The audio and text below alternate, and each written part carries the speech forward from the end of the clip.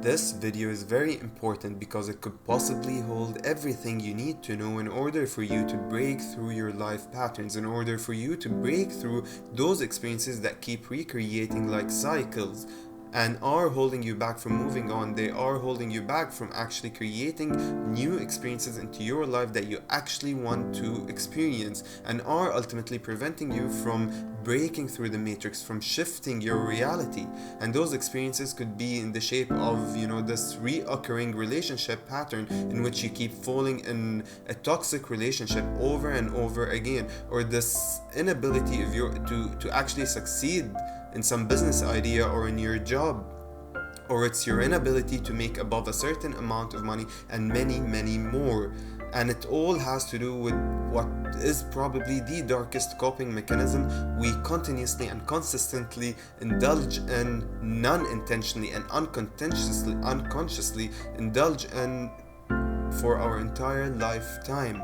So make sure to watch this video all the way through, in which I would be first explaining and clarifying the reason it happens and how it actually happens, and towards the end I'll be telling you how to actually deal with it and how to healthily address it.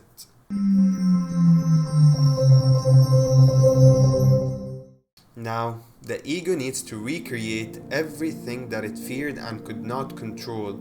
Our subconscious, our body, our ego has a rather twisted way in coping with agonizing experiences that couldn't be helped.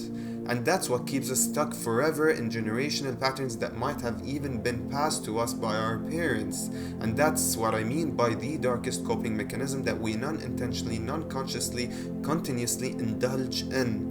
And the problem is that it becomes our point of attraction, it becomes our center of manifestation, and we keep attracting and creating those experiences that are going to give us the same emotions over and over again. So whatever the ego could not control, it imposes upon itself to gain back that sense of control. So if you were faced by intense negative emotions that you could not help, that you did not understand why, through an experience or multiple experiences, the ego would need to recreate experiences that provide you with the same emotions but on its own terms.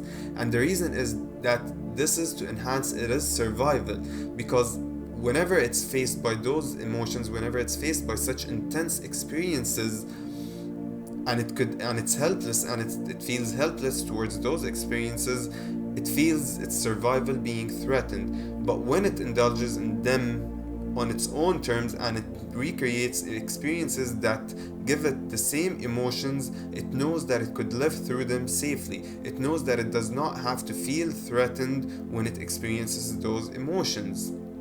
And those could be some things just as if you were, for example, emotionally abused, whether by a parent, by friends, by the society, by a teacher, by whoever. Then you would grow up to keep attracting toxic partners. You would grow up to attract those emotional abusive partners, toxic partners, narcissistic partners that keep giving you the same emotions. And the problem is that you grow almost addicted to those experiences, that you grow almost addicted to those emotions, intense emotions that you keep recreating, that the ego keeps recreating. And those are, by the way, even somehow of your sexual inclinations could come into place. That's how some of the fetishes are actually created, and that's something that Freud oftentimes talks about and used to explain. And if you've read Freud, you would not be surprised. Also, if you've watched my last video about the ego constructs, I've mentioned that the ego cares only about one thing. The ego is very deeply caring for us, but it only cares about our survival aspect. And survival could be mainly broken down into safety and making sense out of its external reality, making sense out of each and every experience it goes through. That's what basically, those are two main aspects to survival. And so once you understand this, once you understand what gave you safety as a child, how did you make sense out of life as a child, now you're able to understand what are your patterns, what are you fearing, and in turn is actually being recreated. what are the ways you made sense out of life, and as such you keep attracting those meanings, those definitions. You keep attracting experiences that affirms those definitions to you. So safety, for example, could be in the form even of emotional abuse, like I was just saying earlier. So if you felt safe whenever you got emotionally abused, so for example, whenever you did something wrong, your parents would emotionally abuse you. So you will go through this period of fear in which you feel threatened, your survival is threatened, and then when they emotionally abuse you, or when they abuse you in any sense, the situation is done, and now it's solved, and now you and your parents are in good terms, and the threat to your survival is gone. So you're going to grow up to understand that emotional abuse, or abuse in general, is your safety. And so that's what the ego keeps fighting to have. It needs to have safety.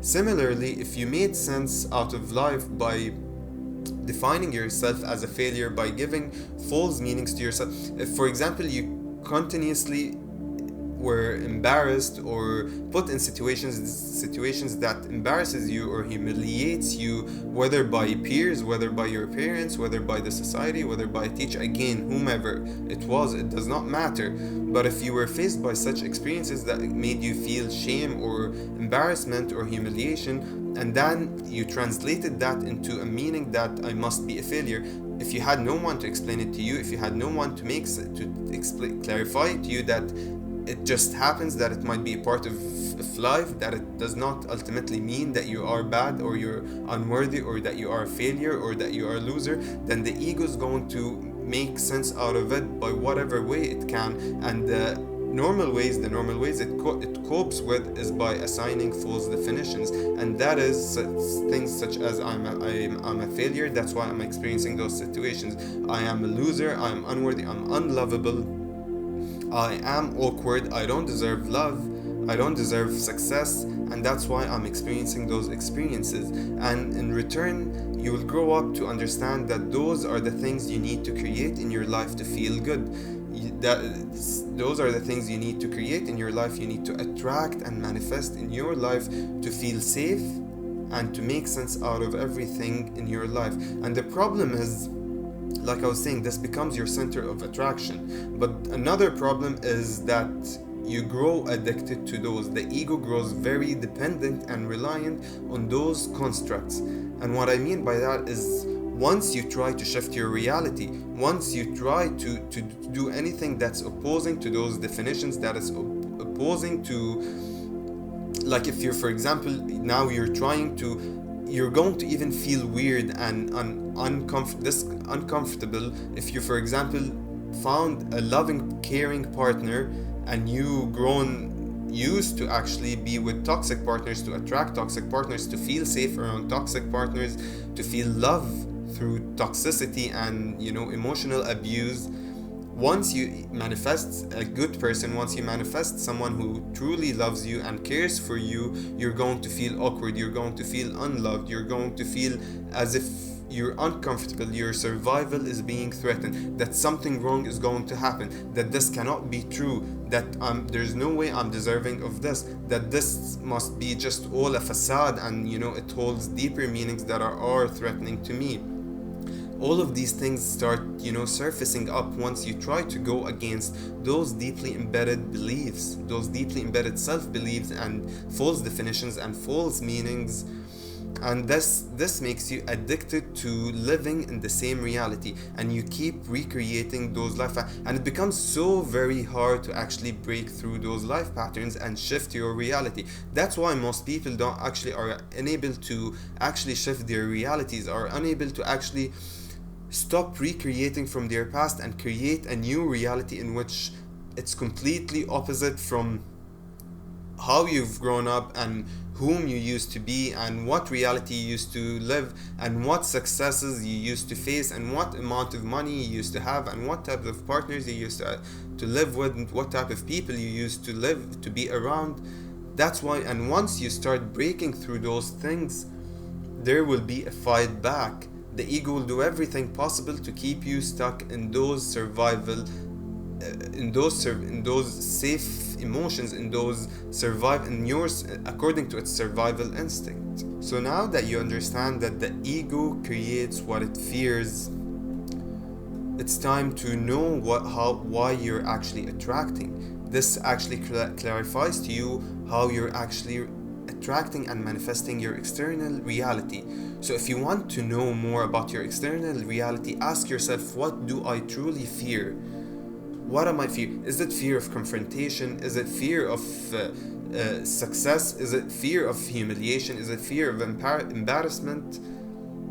Is it fear of love? And you will realize, you will notice that you are recreating all of those things, and that is your center of attraction.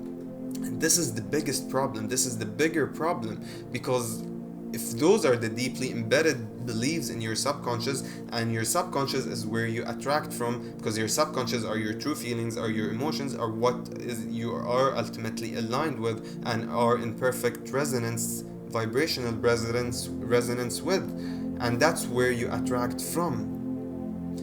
You are telling yourself, there's a beautiful quote or a saying, a metaphor, let's say, which says that the only word that God uses is yes. Yes, yes, yes. What that means is that to whatever you are, God says yes. And this is what you are, is what you think, what you feel, how you truly are, not what you're consciously trying to tell yourself or consciously trying to become or want to have in your life. It is who you truly are. Who you truly are is what God says yes to all the way, all the time, and instantly. So if you keep saying, I fear failure, yes, you fear failure. What that means is that you are going to recreate experiences that affirms to you that you fear failure, that you must fear failure. But if you create success, then you won't be afraid of failure. So you won't be able to even create success if you keep saying, I fear failure. I want money, I need money. Yes, you want money. How do you want money? It's if you don't have money, if you are in lack of money. I am a failure. Yes, you are a failure. How are you a failure? By failing in every attempt, in every idea you have, in everything you pursue in life. And that's what is actually happening. So it's both on a psychological level and on a spiritual level, on an energetic level, and that's what is mostly important. Now, how to actually address those, how to heal this aspect of you in order for you to be able to break through, in order for you to be able to move on and shift your reality. Like always, when it comes to the ego, probably the most important thing is shadow work. But hear me out for a second, because maybe you are aware of the concept of shadow work, but do you truly do it in its authenticity?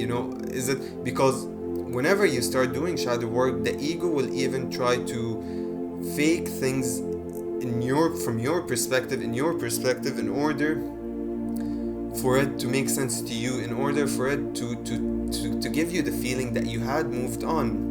So the way is not to really fight against your ego and to despise your ego, to despise who your past, who you were, and your subconscious, and try to go all in against it, and with all of your power, and to force your way through different beliefs and different self-constructs, because that's not gonna work, because this has been going on for 20, 30, 40, 50 years, 60 years, who knows how long, depending on how old you are and how long you've been avoiding those truth, self-beliefs, and self-values that you have imposed upon yourself.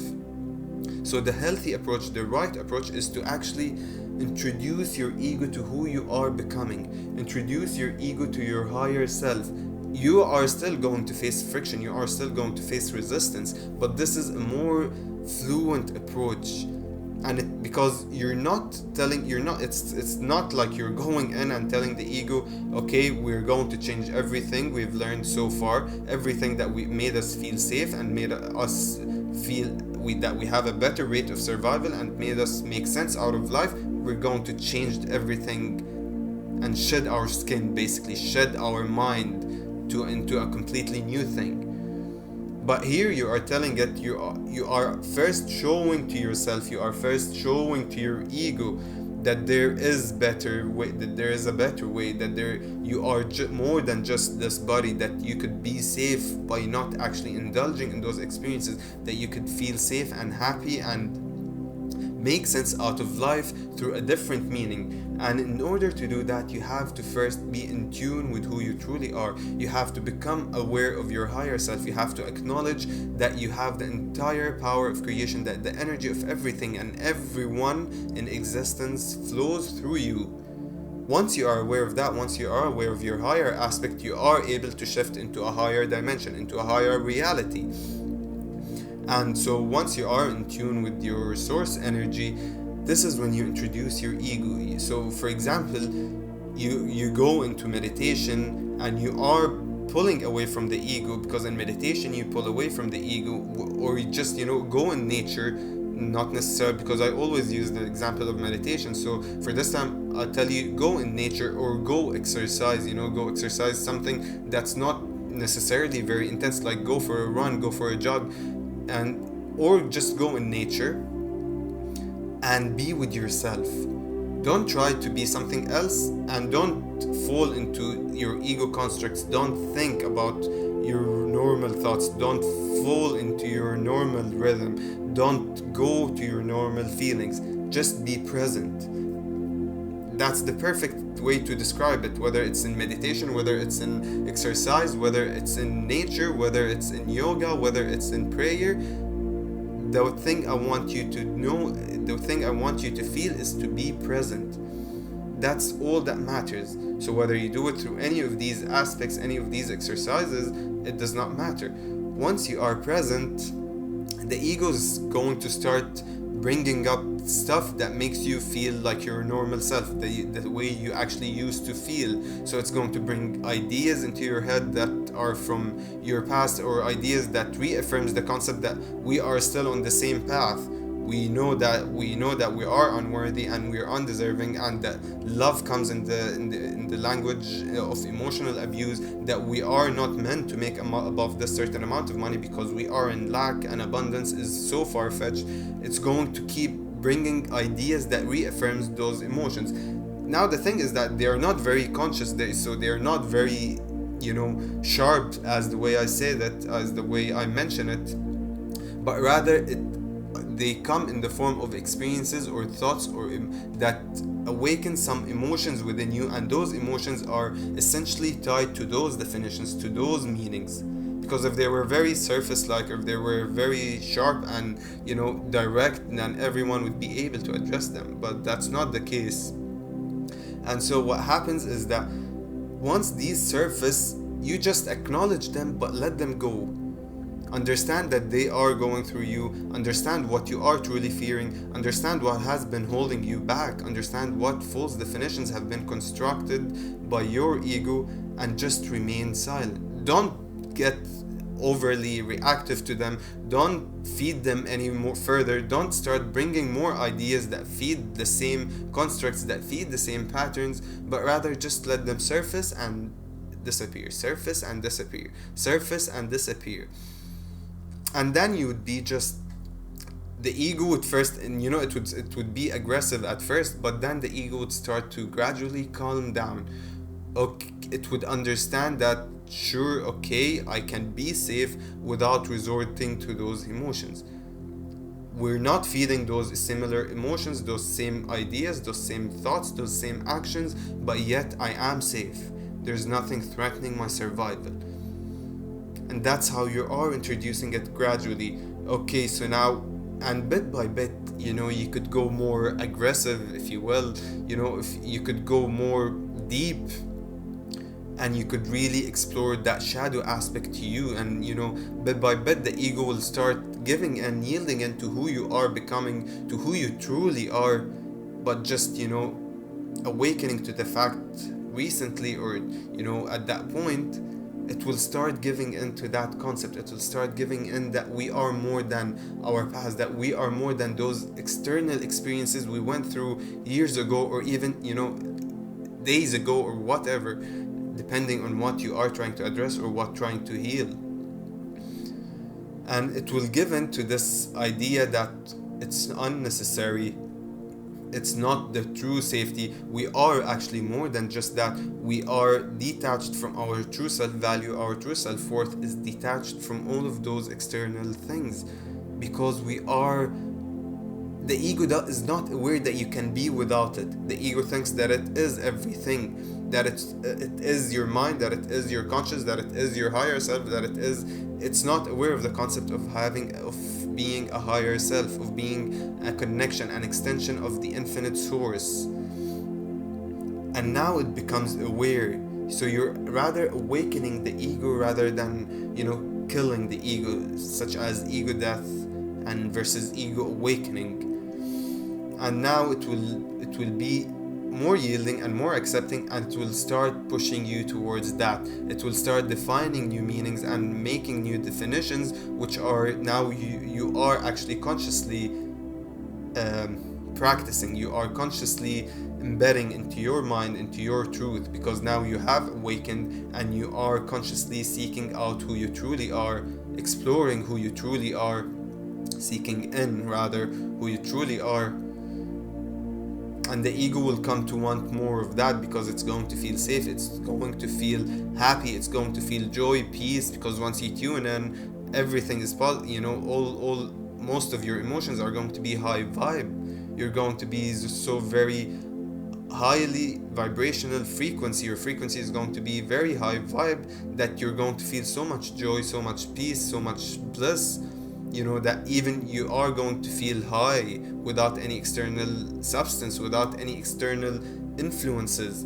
Someone back then you could feel without substance, but it would be some material possession, or it would be someone that made you feel in a certain way, or it would be some kind of experience you had with your friends, or some TV show, or some movie, or some binge watching that gave you those, almost natural highs. But now it's regardless of all of these things, you're still going to feel it. And this is when you know that the ego is giving in, and the ego will want more of this. It will realize how powerful it truly is, you truly are, and that it could reach to amazing states without needing anything externally. And that's the best rate of survival, even from the ego's point of view. And that's why it will start bit by bit falling into your true self, yielding to your true self, and being included in your true purpose, in your true meanings, in your true journey.